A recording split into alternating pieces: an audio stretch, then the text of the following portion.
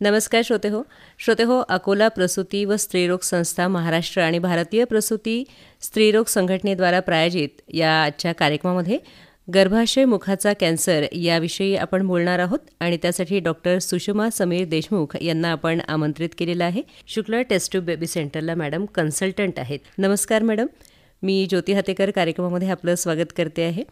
Madam, सर्वात प्रथम गर्भाशय मुखाचा कॅन्सर म्हणजे काय हे आपण आपल्या श्रोत्यांना सांगूया. हो, नमस्कार मॅडम. गर्भाशयाच्या मुखाला सर्विक्स म्हणतात. गर्भाशयाचं मुख हा गर्भाशयाच्या खालचा अरुंद भाग असतो जो गर्भपिशवी आणि योनीला जोडतो.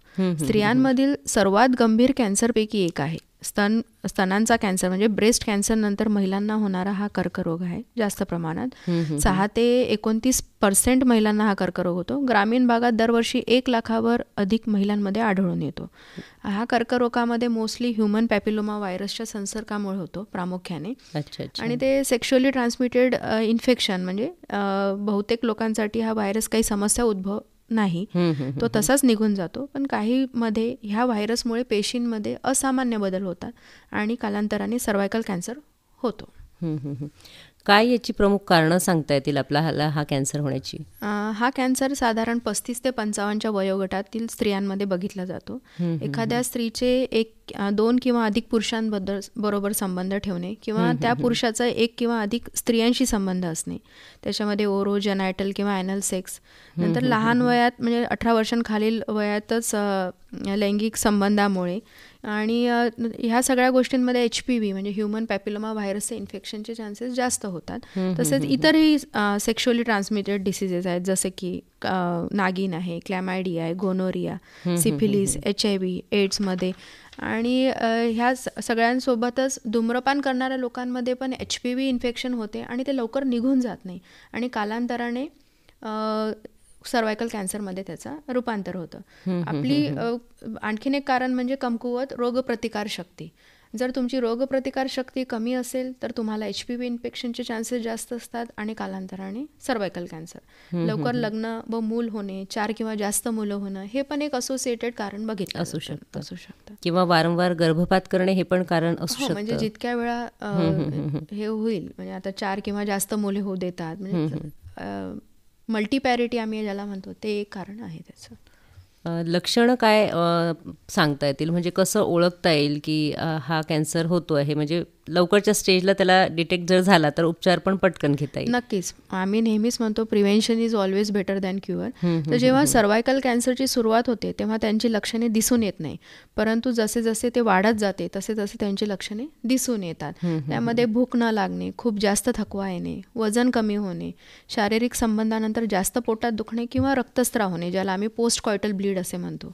मासिक पाळीमध्ये जास्त रक्तस्राव होणे किंवा नेहमीपेक्षा जास्त टिकणे, रजोनिवृत्तीनंतर म्हणजे मेनोपॉज नंतर योनीतून जास्त रक्तस्राव होणे किंवा योनीस्राव ज्याला दुर्गंधी आहे, पांढरे रक्त मिश्रित आहे आणि त्याला घाणेरडा वास आहे, ही काही या आजाराची लक्षणे आहेत. निदान करू शकतो का आपण गर्भाशय मुखाच्या कॅन्सरचं आधीच? हो, आम्ही स्क्रीनिंग म्हणजे लक्षणे दिसण्यापूर्वीची तपासणी, बराच काळ न लक्षणे दिसण्याचा पण असतो या सर्व कोणत्याही कॅन्सरचा, त्यामध्ये आपण सर्वायकल कॅन्सरला नक्कीच ओळखू शकतो. गर्भाशयाच्या मुखाचा कर्करोग शोधण्याच्या उद्दिष्टांमध्ये मुखामध्ये होणाऱ्या पेशींमध्ये बदल शोधणे व योग्य वेळेत उपचार केल्यास कर्करोग होण्यापासून वाचवू शकतो. लक्षणे दिसण्यापर्यंत वेळ होतो व कर्करोग पसरलेला असतो. स्क्रीनिंगसाठी किंवा कोणतेही सांगितलेले लक्षणे आढळल्यास त्वरित स्त्रीरोग तज्ज्ञांची भेट घ्यावी. आपली सर्व माहिती म्हणजे इन शॉर्ट हिस्ट्री घेऊन डॉक्टर गर्भाशय मुख व योनी मार्गाची आतून तपासणी करून काही इन्फेक्शन, अनियमित पेशीजाल, व्रण, वाढ आहे का याची तपासणी करतात. याला सर्व्हिक्सचे व्हिज्युअल इन्स्पेक्शन म्हणतात, जे फार महत्त्वाचे आहे. नंतर एक पॅप्समियर टेस्ट नावाची असतं, ज्याला साध्या शब्दात पांढऱ्या पाण्याची तपासणी म्हणतात पेशंट बरेच वेळा. ही अतिशय सोपी, स्वस्त, वेदनारहित OPD बेसिसवर डॉक्टरांच्या कन्सल्टिंग रूममध्ये होणारी टेस्ट आहे, ज्यामध्ये कॅन्सरचे प्रारंभिक रूप कळते. गर्भमुखातील पेशींना एका काचेच्या स्लाईडवर घेऊन तपासणीसाठी पॅथॉलॉजिस्टकडे पाठवले जाते. प्रत्येक स्त्री जी सेक्शुअली ॲक्टिव्ह आहे, जसे 21 ते 65च्या दरम्यान पॅप्समियर करावे. जर नॉर्मल आली किंवा काही तक्रार नसली तरी दर 3 वर्षांनी ही टेस्ट रिपीट करावी. जर काही संशयास्पद लक्षणे असल्यास त्वरित करावी. जर पॅप्समियर जर अनियमित पेशींची वाढ दाखवित असेल किंवा पेल्विक एक्झामिनेशन करत असताना रचनात्मक बिघाड सर्व्हिक्समध्ये दिसत नसेल तर कॉल्पोस्कोपी ही पद्धत वापरली जाते. त्यामध्ये अचूक निदान होते. ही पण OPD बेसिसवर आहे. कॉल्पोस्कोपीमध्ये दुर्बिणीद्वारा सर्व्हिक्स हा भाग अति जवळून निरखून बघितला जातो. स्थानिक म्हणजे लोकल ॲनेस्थेशिया देऊन आपण सर्व्हिक्सचा तुकडा पण काढू, म्हणजे याला बायोप्सी पण म्हणतात. याला कॉल्पोस्कोपिक डायरेक्टेड बायोप्सी जे गोल्ड स्टँडर्ड आहे याचं डायग्नोसिस करण्यासाठी. आणि ती जखम कुठल्या प्रकारची, ती कितपत खोल आहे हे कळू शकते व योग्य तो उपचार होऊ शकतो. बरेच वेळा पेशंटचा आम्ही एक रुटीन पेल्विक सोनोग्राफी करतो आणि गर्भपिशवीच्या तोंडाशी गाठ आहे असं त्या सोनोग्राफीवर दिसून येतं आणि मग आम्ही त्याच्याकडे दुर्लक्ष न करता अजून काय कसं निदान करावं, कॉल्पोस्कोपी डायरेक्टेड किंवा बायोप्सी हे सगळं आम्ही ठरवतो. आणि योग्य तो सर्व स्त्रियांनी ओटीपोटाची तपासणी म्हणजे पेल्विक एक्झामिनेशन तसेच पॅप टेस्ट वेळोवेळी करून घेतली तर कॅन्सरचा प्रारंभिक स्थितीचा शोध लगेच म्हणजे 3 वर्ष आधी कळेल आणि उपचार चालू करून कॅन्सर होण्याचा धोका टळू शकेल. यामुळे रोगाची सुरुवात व्हायच्या आत उपचार करून कॅन्सरवर मात करता येईल. अगदी बरोबर. म्हणजे थोडंसं एक तर प्रत्येक स्त्रीने आता आपण बघतोय की ब्रेस्ट कॅन्सर असेल किंवा हा गर्भाशय मुखाचा कॅन्सर असेल, आपल्याला याची लक्षणीय वाढ झालेली दिसते या पेशंटमध्ये. तर थोडंसं आपल्या तब्येतीकडे लक्ष देताना छोट्या छोट्या ज्या सूचना सांगितलेल्या असतात त्याकडे जर थोडं, आता जशी ही आपण मुलाखत जनहितार्थ प्रसारित करतो आहोत की जनजागृती झाली पाहिजे, तर थोडीशी ऐकलेली जी माहिती असते तर त्याने घाबरून न जाता आपण कुठलं तरी लक्षण आढळतं आहे का त्याच्यावर थोडंसं लक्ष बारकाईने जर लक्ष ठेवलं तर निश्चित आपण डॉक्टरांपर्यंत लवकर पोहोचू आणि लवकर कुठल्याही गोष्टीचं निदान होईल. गर्भाशय मुखाचा कॅन्सर आहे तर त्याच्यावर काय उपचार पद्धती आहेत?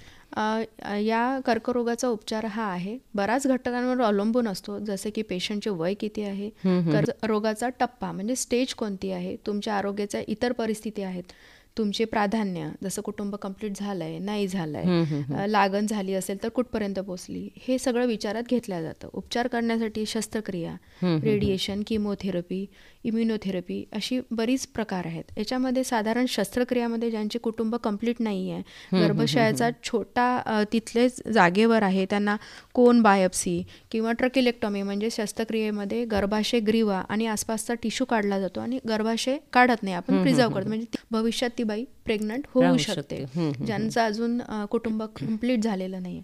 आणि ज्यांचं कुटुंब कंप्लीट झालंय त्यांना आम्ही हिस्टेक्टॉमी म्हणजे ज्याला रॅडिकल हिस्टेक्टॉमी म्हणतो, ज्यात गर्भाशय ग्रीवा, गर्भाशय योनीचा भाग, जवळील लिम्फ नोड काढून टाकतात. सर्जरीमुळे कॅन्सर फक्त बरा होत नाही तर त्याला परत येण्यापासून पण थांबवू शकतो, परंतु गर्भाशय काढून टाकल्याने गर्भधारणा होऊ शकत नाही. त्याच्यामुळे ज्यांना कुटुंब, ज्यांची फॅमिली कंप्लीट आहे त्यांच्यासाठी हे आम्ही सर्जरी सजेस्ट करतो. या शस्त्रक्रियेसाठी आधी पारंपरिक पद्धतीनेही केलं जायचं, आजकाल दुर्बिणीद्वारे म्हणजे लॅप्रोस्कोपिक पण केलं जातं, जे कॉस्मेटिक आहे. हॉस्पिटल स्टे कमी होतो पेशंटचा आणि कमीत कमी इन्सिजन घेऊन ते शस्त्रक्रिया केल्या जातं. जरी एखाद्याचं, एक थोडं मध्ये थांबवते मी तुम्हाला, की जरी एखाद्याचं कुटुंब कंप्लीट झालेलं आहे, त्या बाईचं वय अगदी आपण समजू 50-50पर्यंत 55पर्यंत आली आहे, पण तरीही आपला एखादा अवयव काढून टाकणार म्हटल्यावरती कुठेतरी भीती वाटते स्त्रीला. तर मला असं वाटतं त्यांच्या मनातली ही भीती पण आपण काढून टाकावी की हा अवयव काढून टाकल्याने कॅन्सरचा धोका टळणार आहे. नाही, नक्कीच. कर्करोग कॅन्सर म्हटला की आधीच म्हणजे सगळे घाबरून जातात घरचे पेशंट, आणि त्याच्यावर तिचं सगळं स्टेज बघून किंवा इतर काही परिस्थिती, फॅमिली कंप्लीट झाली आहे तर नक्कीच सर्जरी, त्याच्यासोबत कुठपर्यंत पसरलेला आहे, म्हणजे सर्जरी झाल्यानंतरही तो पुन्हा परत न येण्यासाठी त्याला रेडिएशन, किमोथेरपी. रेडिएशन थेरपीमध्ये कॅन्सरच्या पेशी मारण्यासाठी शक्तिशाली ऊर्जा बीम वापरली जाते. मुखापलीकडे गेलेल्या सर्वायकल कॅन्सरसाठी किमोथेरपी सोबत एकत्रित केलं जातं. किमोथेरपीमध्ये म्हणजे कर्करोग परत येण्याचा धोका वाढल्यास शस्त्रक्रियेनंतर देखील याचा वापर करावा लागतो. आणि आधी स्टेज 1-2 जर आपल्याला डायग्नोज झालं आणि ते शस्त्रक्रियेने होऊन गेलं, त्याच्यासोबत लागले तर रेडिएशन थेरपी किंवा किमोथेरपी ज्याच्यामध्ये मजबूत औषधे वापरून कर्करोगाच्या पेशी मारल्या जातात, किंवा इम्युनोथेरपी ज्याच्यात रोगप्रतिकारशक्तीद्वारे म्हणजे स्वतःची रोगप्रतिकारशक्ती वाढवण्याची औषधं देऊन कर्करोगाच्या पेशी मारण्यात. तर हे जितक्या लवकर स्टेजला आपल्याला माहिती पडेल तर पेशंटलाही बरं होईल आणि कर्करोगाचे पेशंट तयार होतात, कारण पुढची स्टेज जायचं नसतं त्यांना. आधीच्या स्टेजमध्ये माहिती झालं जे आहे ट्रीटमेंट ते नक्कीच न घाबरता करून घ्यायला त्या तयार होतील. म्हणजे शस्त्रक्रिया असो किंवा रेडिएशन असो हे ते करून घेतात सोबत असेल. बरं, हे आपण सगळे उपाय करून घेतल्यानंतर, शस्त्रक्रिया करून घेतल्यानंतर कॅन्सरचा धोका पूर्णपणे टळतो का? म्हणजे पुन्हा कॅन्सर उद्भवेल असं काही?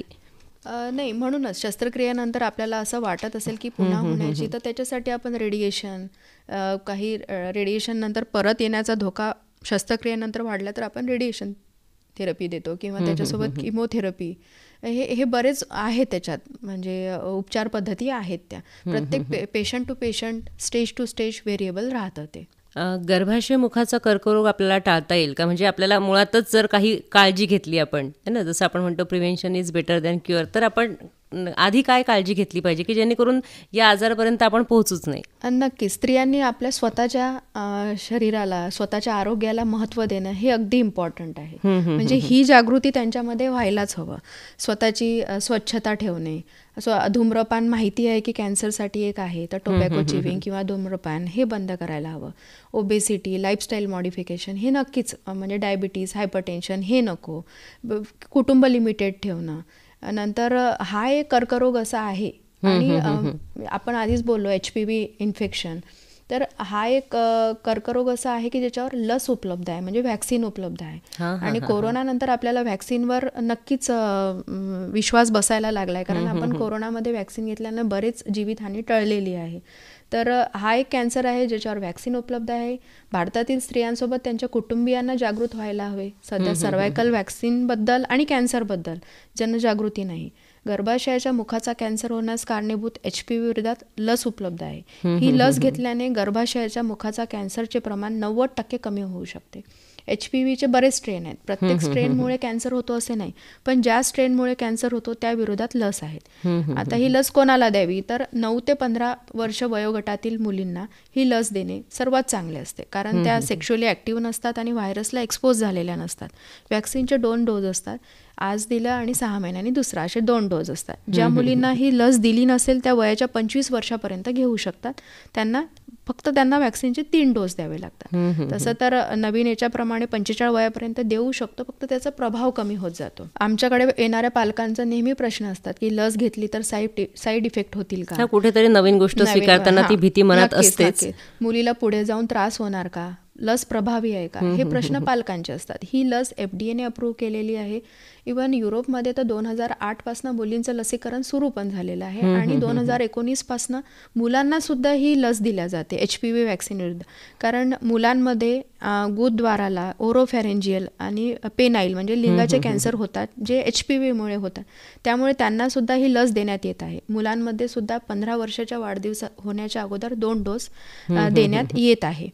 आपल्या OBGY सोसायटीच्या 2024च्या ज्या प्रेसिडेंट आहेत डॉक्टर दीपाली शुक्ल म्हणतात की आपण विनाकारण गरज नसताना प्रत्येक वाढदिवसाला मुला मुलींना महागडी गिफ्ट देतो, बरोबर आहे, विनाकारण देतो. त्यापेक्षा वाढदिवसाला आमच्या हॉस्पिटलला, म्हणजे साधारण शुक्ल हॉस्पिटलला 1800 ते 2000 ही लस उपलब्ध करून दिली आहे. तर का नाही मुलींना 15व्या वर्षाच्या आधी हे गिफ्ट म्हणून द्यावं?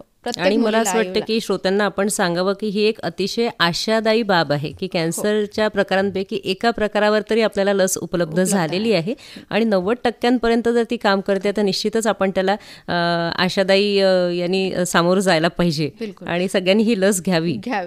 आणि आपल्या मुलींना वाढदिवसाचे गिफ्ट म्हणून देण्यात यावी अशी प्रथा सुरू करावी, अशी जे डॉक्टर दीपाली शुक्ल म्हणतात, ती कल्पना मला खरंच आवडली. कारण आमचं या वर्षीचं एक टॅगलाईन असतं सोसायटीचं, आमची टीम आहे 2024ची, तर आमची टॅगलाईन आहे एज्युकेट, एम्पॉवर अँड एनरिच. ते एज्युकेट करा मुलींना, त्यांना त्यांच्या पायावर उभं करा. त्यांच्या आईला पण त्यांच्या महत्त्व असायला पाहिजे, स्वतःची काळजी घेण्याची, मुलीची काळजी घेण्याची. एम्पॉवर करा की मुलींना पण ते व्हॅक्सिन देण्याचा हे करतील आणि त्यांचे आयुष्य आपण समृद्ध करू शकतो. इव्हन आम्ही आमच्या OBGY सोसायटीकडून पैसे एकत्र करून अनाथ आश्रमातल्या मुलींना सुद्धा कॅन्सर सर्व्हिक्सवरील व्हॅक्सिन उपलब्ध करून दिलेली आहे. मला आज 19 तारखेला एक विशेष उल्लेख करायचा आहे की माझ्या वडिलांचा आज वाढदिवस असायचा. त्यांनी पण कॅन्सरची झुंज दिलेली आहे. त्यांना आतड्यांचा कॅन्सर होता, पण त्यांनी धैर्याने दिली. त्याचप्रमाणे माझ्या आईनी पण त्यांना उपचारादरम्यान खूप उत्तम मनोबल राखले, त्यांचे, फॅमिलीचे आणि स्वतःचेही आरोग्य आईने राखले. त्यामुळे माझी ही मुलाखत माझ्या वडिलांना आदरांजली आहे आणि तसेच धैर्यशील आईला माझा मानाचा मुजरा आहे.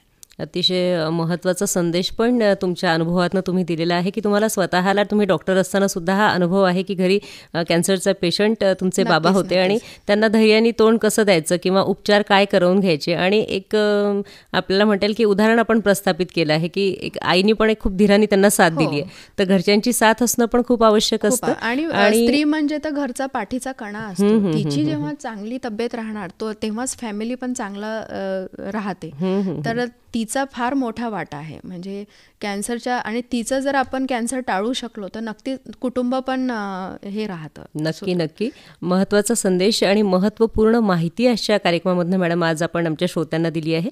श्रोते हो, अकोला प्रसूती आणि स्त्रीरोग संस्था, महाराष्ट्र आणि भारतीय प्रसूती व स्त्रीरोग संघटनेद्वारा प्रायोजित कार्यक्रमामध्ये आज आपण गर्भाशय मुखाचा कॅन्सर याविषयी डॉक्टर सुषमा समीर देशमुख यांच्याशी बातचीत केली. मॅडम, आज आपण आलात आणि महत्त्वपूर्ण माहिती आमच्या श्रोत्यांपर्यंत पोहोचवली, त्यासाठी धन्यवाद. धन्यवाद मॅडम.